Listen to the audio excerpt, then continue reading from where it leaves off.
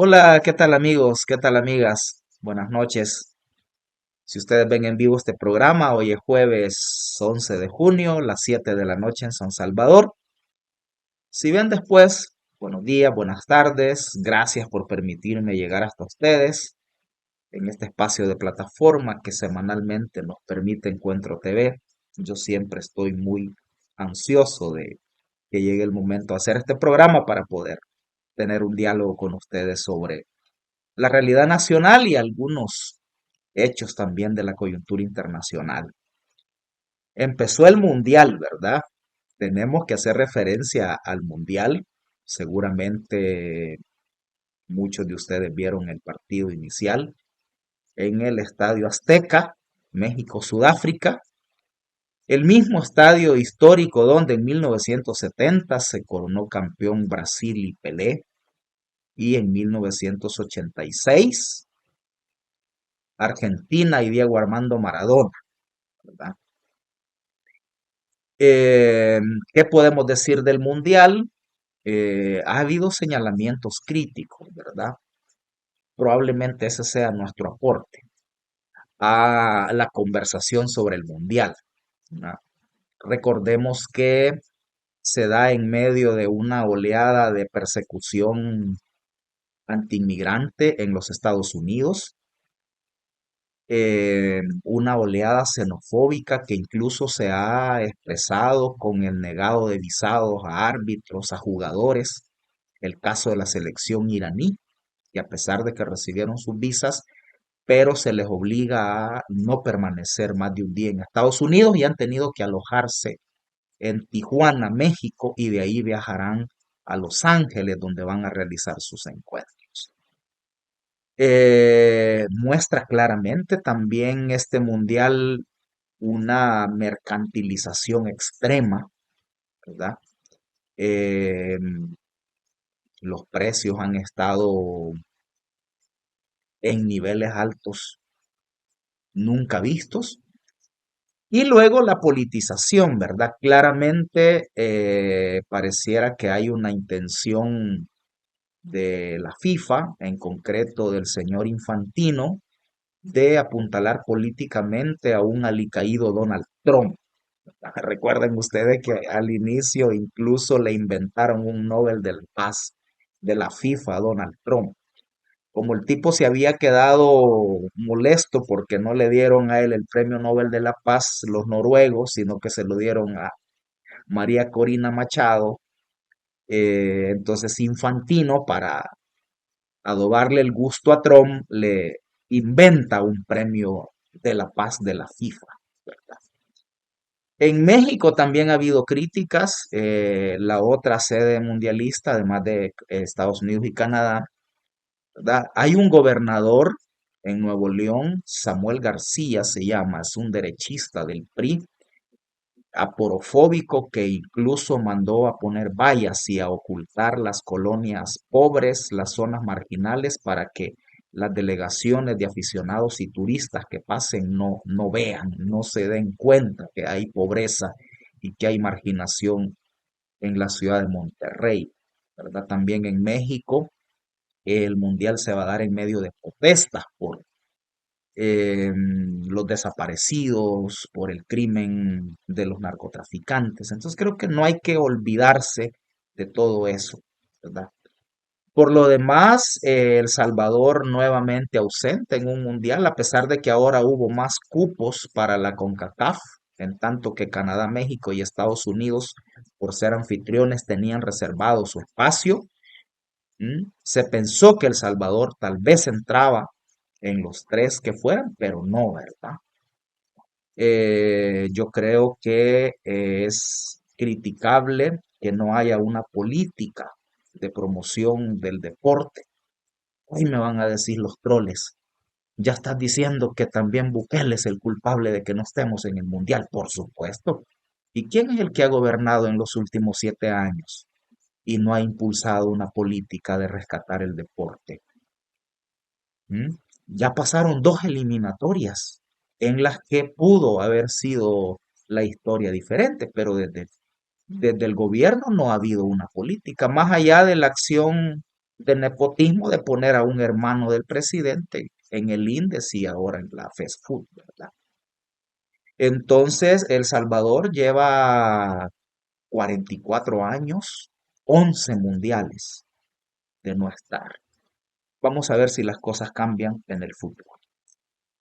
En El Salvador también tenemos las lluvias. Ese es el otro hecho que también nos está marcando, ¿verdad? Las inundaciones en la zona costera, salida de ríos, agua y tierra en muchos lugares donde estén construyendo, afectación en el paso por los chorros.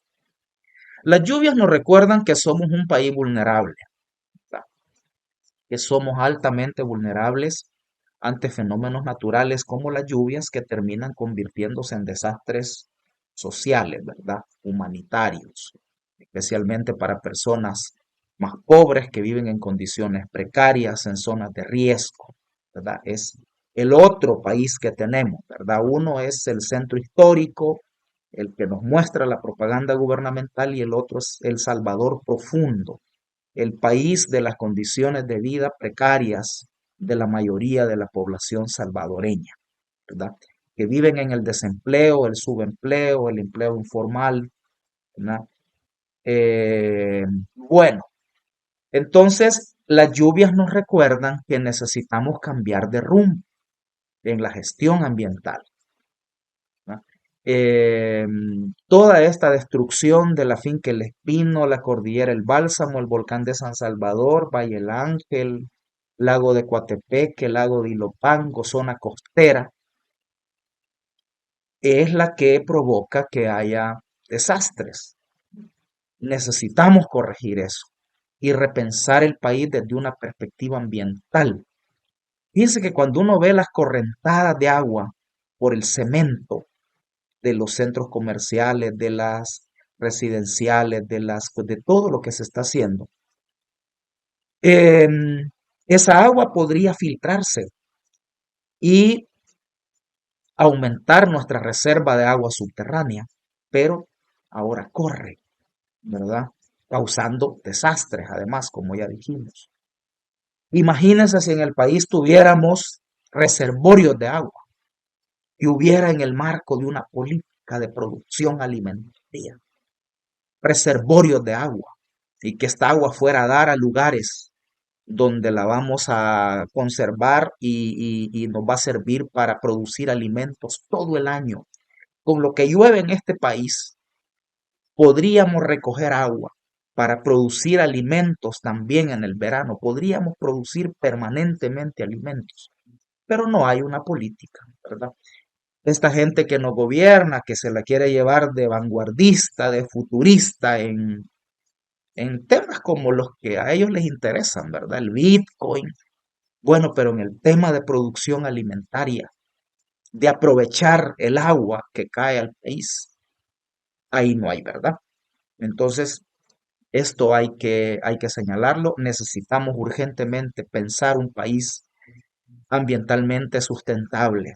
¿Cómo repensarlo también, verdad? En otros ámbitos. El país necesita cambiar de rumbo en otros temas. Necesita cambiar de rumbo en lo económico. No podemos seguir endeudando al país.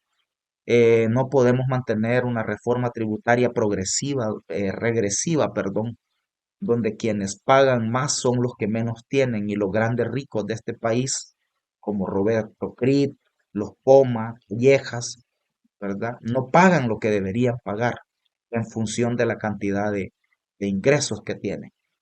El país no puede seguir profundizando el autoritarismo, el país no puede seguir proyectando un escandaloso fraude electoral para 2027. El país no puede seguir sin una política de vivienda. El país no puede seguir sin hacer una reforma de pensiones integral, justa. Entonces necesitamos incluso cambiar de rumbo en la seguridad. Cualquiera pudiera pensar que ahí estamos bien, ¿verdad? Pero no podemos seguir con un régimen de excepción permanente. No podemos seguir con decenas de miles de personas inocentes presas en las cárceles junto con los pandilleros, sin ver a sus familiares, a sus abogados, sin ir ante un juez. No se puede seguir así. La seguridad no puede sostenerse en base a violentar los derechos humanos, no se puede sostener en base a mantener suspendida la legalidad del debido proceso. Vamos a aceptar estar permanentemente en estado de excepción. No, ¿verdad? Se necesita una política integral de seguridad que combine políticas de represión, de coerción, de control del delito, de aplicación de la fuerza del Estado, donde es lo que corresponde, pero también políticas de prevención de la violencia, políticas de reinserción de personas que han estado detenidas y vuelven a la sociedad.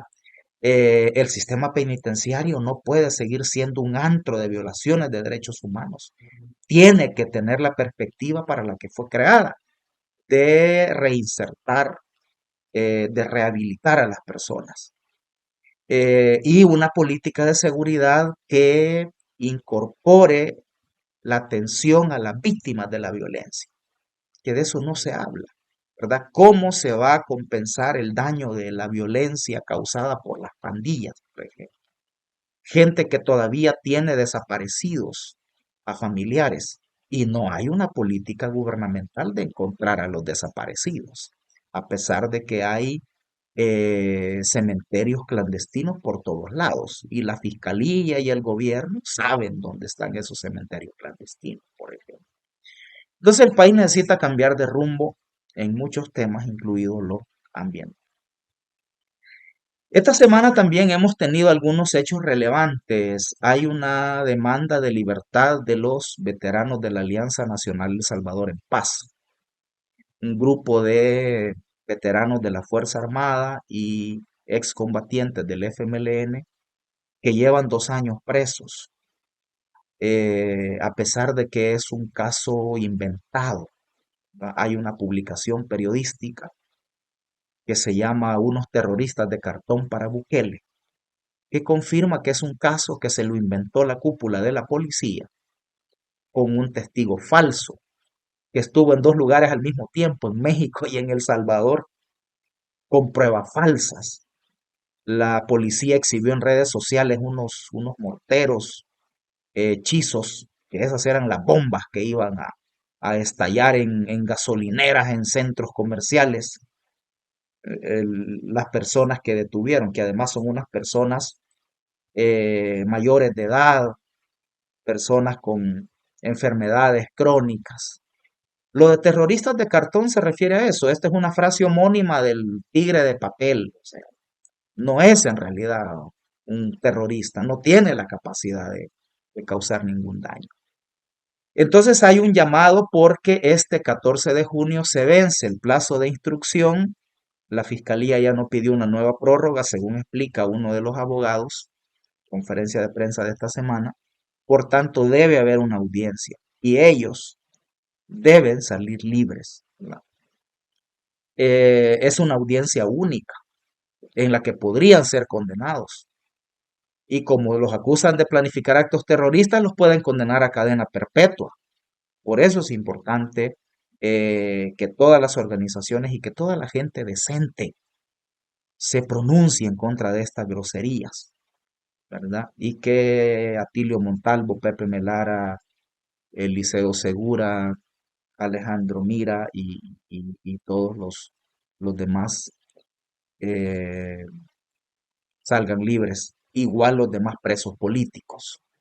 Ruth López, que el gobierno está incumpliendo las medidas cautelares de la CIDH, entre las cuales está considerar medidas alternativas a la detención. El caso de Fidel Zavala, de Eugenio Chicas, Giovanni Aguirre, que es un sindicalista que está literalmente desaparecido en el sistema penitenciario. El caso Santa Marta fue otra noticia esta semana. Finalmente la Cámara de lo Penal de San Vicente mandó a Sala de lo Penal de la Corte Suprema el caso. Declara en firme parcialmente el fallo absolutorio de los ambientalistas. El fallo ya es definitivo para 4 de ellos, pero los otros 4 que han impugnado la responsabilidad civil que se les pone a pesar de que fueron declarados inocentes. Ellos apelaron en un recurso de casación a la Corte Suprema, entonces esa parte queda pendiente. A mí me sigue pareciendo una resolución injusta, si bien absuelve penalmente a los ambientalistas. Creo que la Cámara Penal de San Vicente le alcanzó el sentido de justicia, de legalidad, la valentía, la independencia, para rechazar la petición de la Fiscalía de anular el proceso. Pero les faltó para también anular la responsabilidad civil puesta contra algunos de los detenidos de Santa Marta. Pudo haberlo resuelto la Cámara, no lo hizo, actuó salomónicamente rechazando la petición de la Fiscalía de repetir el juicio y también rechazando la petición de uno de los imputados de anular la responsabilidad civil. Entonces el caso va a la sala de lo penal de la Corte Suprema de Justicia.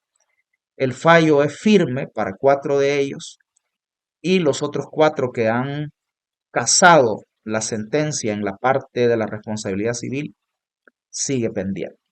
Finalmente quiero cerrar esta mirada, este collage sobre la coyuntura con esta noticia. No sé si ustedes la vieron. Preocupante, ¿verdad? Realmente nos gobierna un grupito de Frankenstein. Aquí están haciendo experimentos, seguramente están haciendo experimentos con el manejo de datos, con la inteligencia artificial. Eh,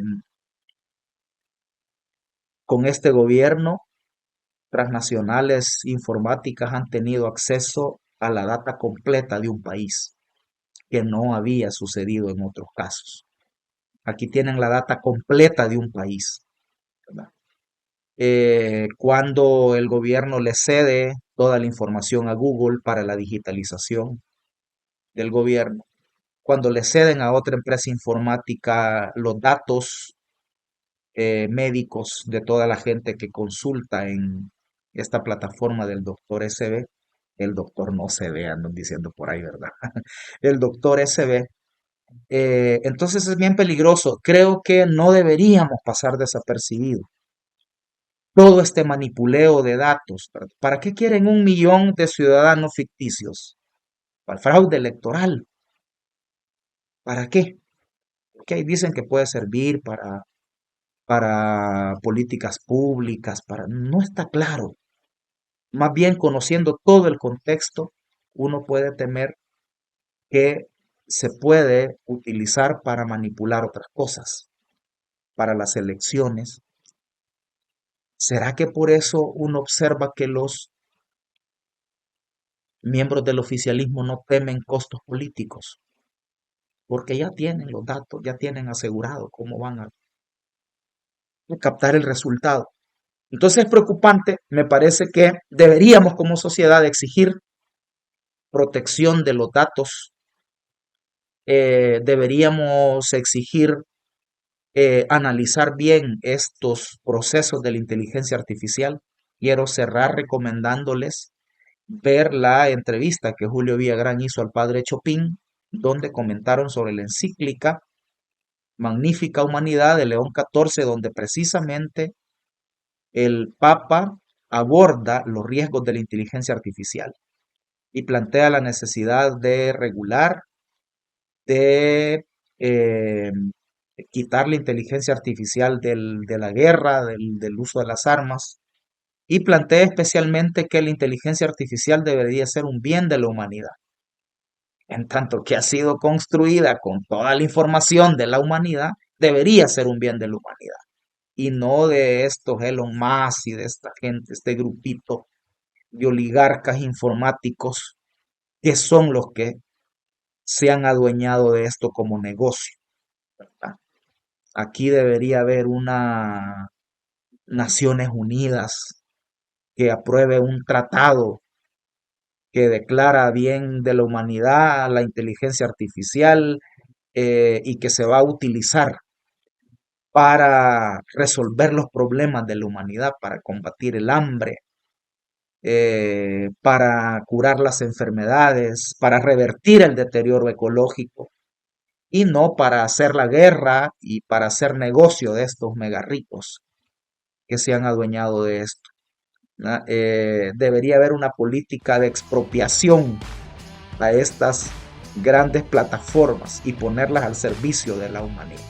Bueno, se vale soñar, ¿verdad? Imaginar que las cosas podrían ser de otra manera. Deseo que estén bien y les veo la próxima semana.